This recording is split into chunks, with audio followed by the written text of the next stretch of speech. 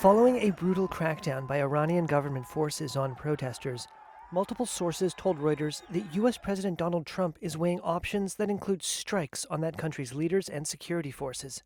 Two U.S. sources familiar with the discussions said Trump wanted to create conditions for, quote, regime change, even as Israeli and Arab officials said air power alone would not topple Iran's clerical rulers.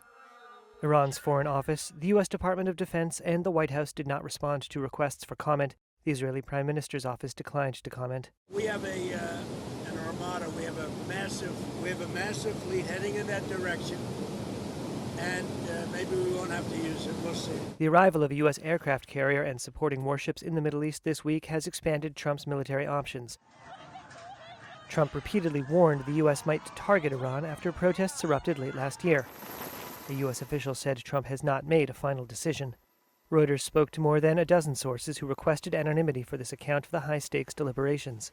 Two U.S. sources said discussions included options to hit commanders and institutions Washington holds responsible for the violence, to give protesters the confidence that they could overrun government and security buildings. Four Arab officials, three Western diplomats, and a senior Western source said they were concerned that instead of bringing people onto the streets, U.S. strikes could weaken Iran's protest movement. A senior Israeli official said Israel does not believe airstrikes alone can topple the Islamic Republic. A senior Iranian official told Reuters that Iran was, quote, preparing itself for a military confrontation, while at the same time making use of diplomatic channels. But, the official said, Washington did not seem open to diplomacy.